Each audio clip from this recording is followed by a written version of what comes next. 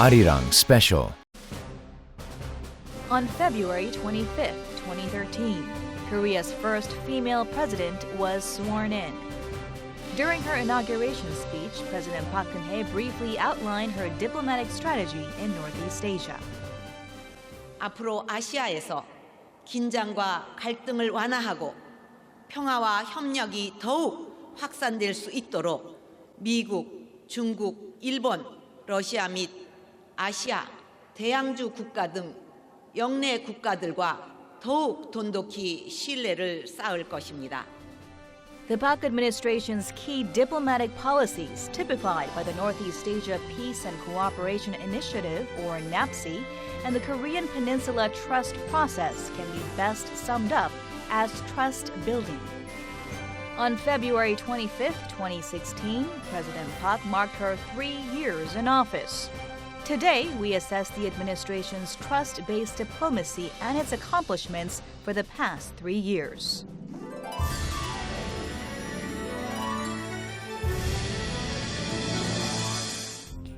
After assuming office, President Park made her first presidential overseas trip to the U.S., the country's traditional ally.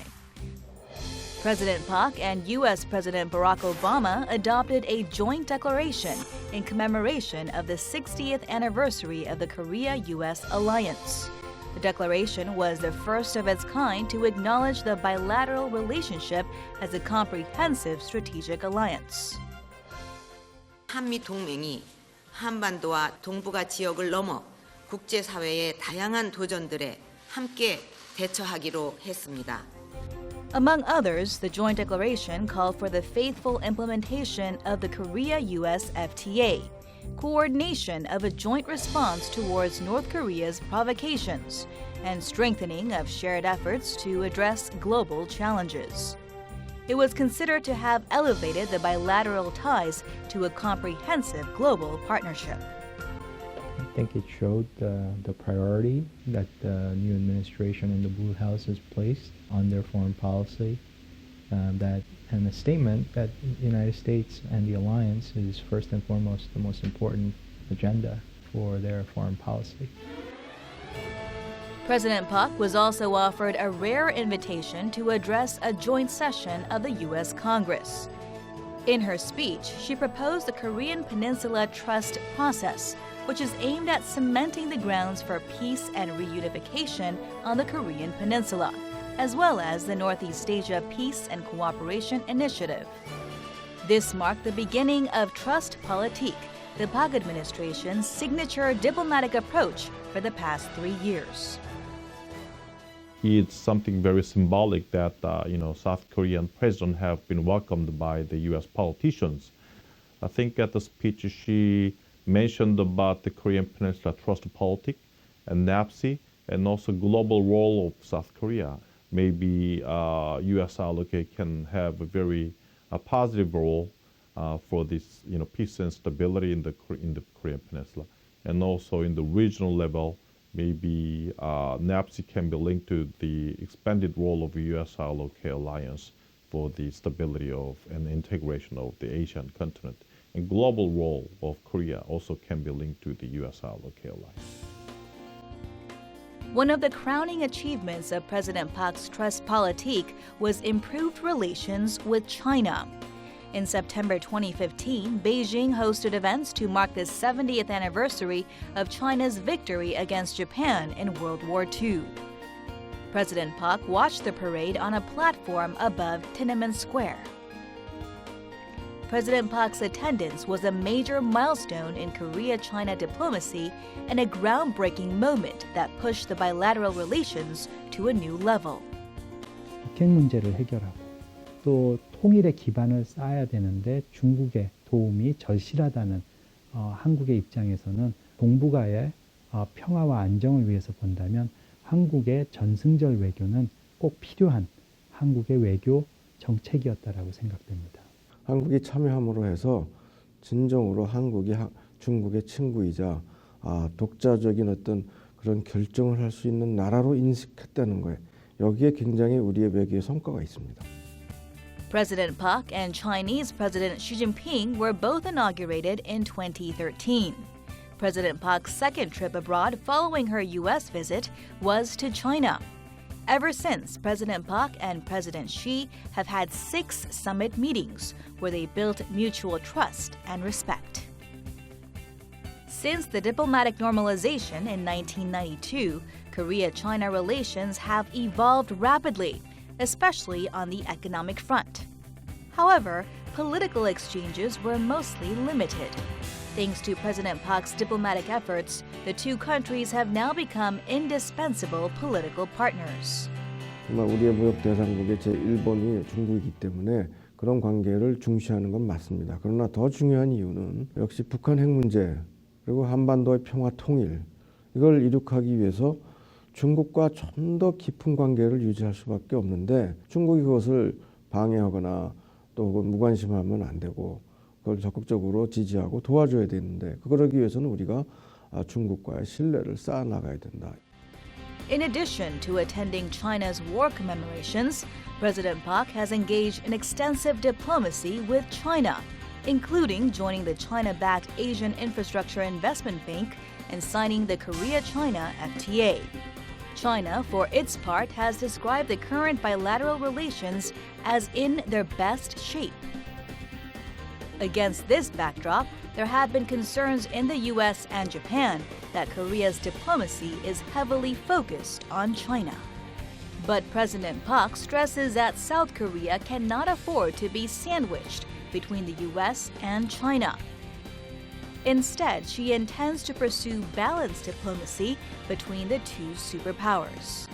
Strengthening our relationship with China, maintaining our relationship with the United States, we can have some balanced posture between those two superpowers. So I think that was the right track in the beginning. 박근혜 대통령 3년 동안에는 미중 사이에서 한국의 전략적 위치를 변화시켜가면서 한국의 국익을 보호하고 확대하는 노력을 해온 점이 큰 특색이자 업적이다라고 생각됩니다. To this end, President Park has taken 20 overseas trips, where she visited 55 cities across 41 countries over the past 3 years. She flew 421,600 kilometers in total, which is equivalent to circling the Earth at the equator 10 times. President Park held most summit talks with Chinese President Xi Jinping. Considering 4 meetings with Chinese Premier Li Keqiang, President Park has had a total of 10 summit-level meetings with China. The runner-up was U.S. President Barack Obama, with whom President Park had 5 summit talks. During the second half of 2015, President Park prioritized the so-called Four Powers diplomacy, involving the U.S., China, Japan, and Russia. The move was part of her unification diplomacy, which is designed to elicit support for the peaceful reunification of the two Koreas and develop a collaborative platform to address North Korea's nuclear ambitions. President Park successfully rallied public support around the diplomatic achievements made during her overseas trips. Her approval ratings generally improved whenever she returned from abroad. In other words, diplomacy is a dominating factor influencing President Park's positive approval ratings. 또 한국의 발전된 국제사회에서의 위상과 역할을 보여주는 또 다른 면이었기 때문에 한국 국민으로서는 많은 자긍심을 가졌습니다. 이러한 국민들의 자긍심이 박근혜 대통령에 대한 지지율로 나타나지 않았나 생각됩니다. 또한 박근혜 대통령께서 많은 해외 순방을 하면서 건강상으로 어렵고 또 많이 피곤해했던 모습들이 언론에 가감없이 나타났습니다. 그러다 보면 지도자가 국민들을 위해서 힘들고 피곤하지만 최선을 다한다는 그런 이미지가 나타났기 때문에 또한 이것도 박근혜 대통령을 지지하는 또 하나의 이유가 되지 않았나 생각됩니다. In a job approval survey conducted at the halfway point of President Park's term, she received top scores in diplomacy and inter-Korean relations. The impressive results can be attributed to a hardline stance against North Korea and its provocations, as well as expanded diplomatic overtures, including improved ties with China. foremost reason that the current government has received some positive input from the people in Korea is because of President Park Geun has firm and determined diplomatic behaviors. One of the examples can be last year's North-South and the conflict when there was some provocations by North Korea. She had a very close cooperation with China and the U.S. U.S. sent its nuclear capabilities to South Korea, and also Chinese military troops were deployed on the borderline between China and North Korea, and also Chinese pressure on North Korea to halt and stop the military provocation I think was very influential. The Korean government's diplomatic efforts extended well beyond the Korean peninsula and neighboring countries. President Park's diplomacy reached out as far away as Eurasia through the Eurasia Express Expedition program in July of 2015 and the hosting of the high-level meeting on Northeast Asia peace and cooperation in October of the same year. The administration has also made substantial efforts to strengthen Korea's presence in multilateral organizations. Since President Park delivered her first keynote speech to the United Nations General Assembly in September of 2014, she has been actively involved in high-level diplomacy with the UN and UNESCO officials. Korea's elevated status in the international community has led to an increasing number of multilateral meetings with foreign leaders. As the country has become a valuable diplomatic partner to many, President Park keeps a tight schedule. She normally has 5 different meetings to attend per day. I think she's making a lot of effort. The progress there is to show and signal to the international community South Korea's willingness to work with them. In terms of President Park and South Korea's willingness to reach out to the international community, saying we're here, we're willing to work with the international community on these very pressing, important problems. I think that she's made all the right moves to signal to the international community that she wants to work with them. President Park makes economy a top priority of her busy international travel schedule. Her overseas trips are centered on economic diplomacy, which seeks to serve the nation's practical economic interests through diplomatic means. Prior to an overseas trip, a business delegation is organized.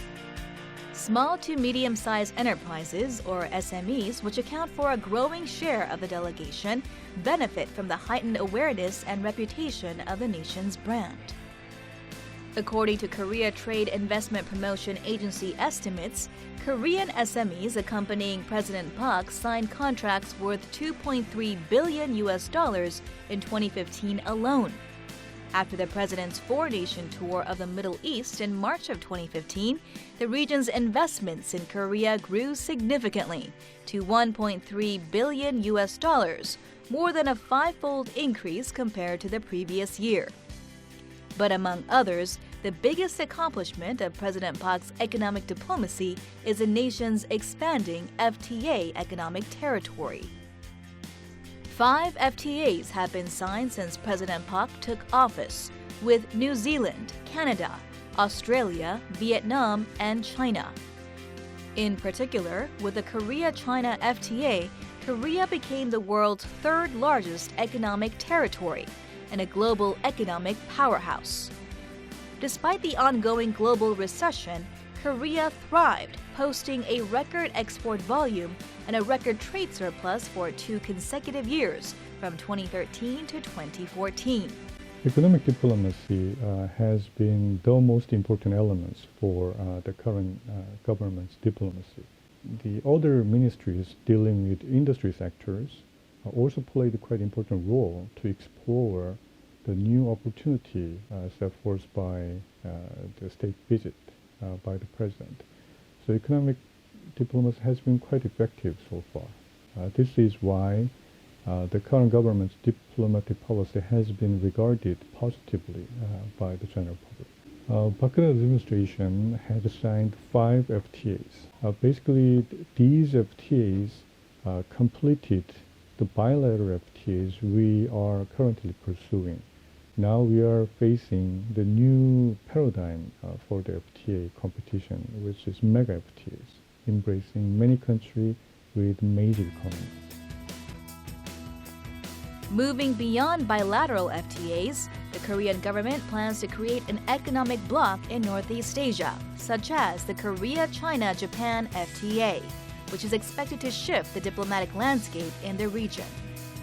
The Northeast economic stability is very important to build the political stability and peaceful relationship of the region.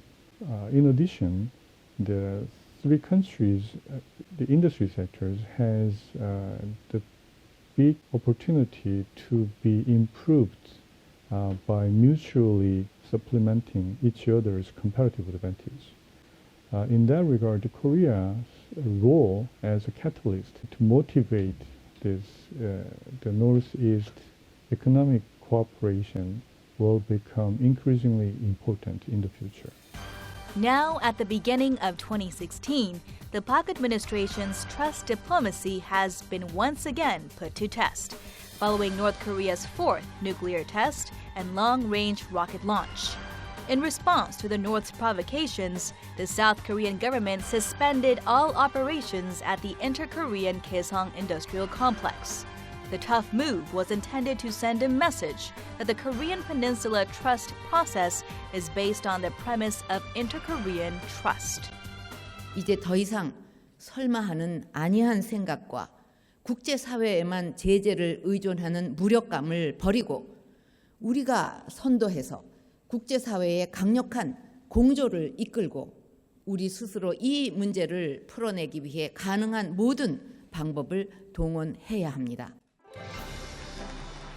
Her message resonated with the public. Following President Park's National Assembly speech on February 16, 3 in 5 Koreans said they approved of the speech. Now, entering her fourth year of the presidency, President Park is faced with a challenge that threatens the security of Northeast Asia. The international community is keeping a close eye on how her administration will tackle the issue and how this will affect Korea's diplomatic prowess. As she enters towards the last leg of her term, how does she want to leave South Korea for her successor? What are the things how would she set the table or the foundation for her next successor, and how in terms of how they might build on the successes of her term? So again, she has a lot of work to do there in setting up a sort of a broader agenda for the next administration.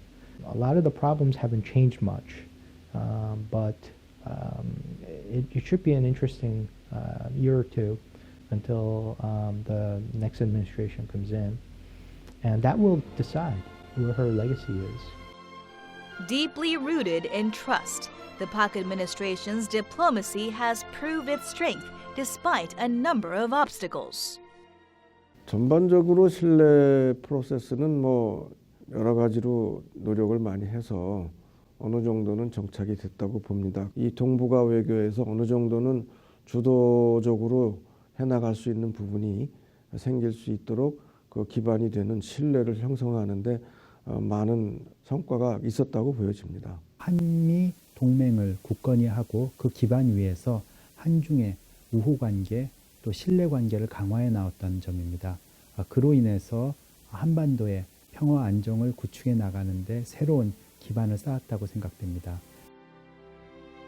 Above all, the government has built trust in Northeast Asia through a consistent approach, and tangible results are beginning to appear. This is why we look forward to future diplomatic moves from the Park administration.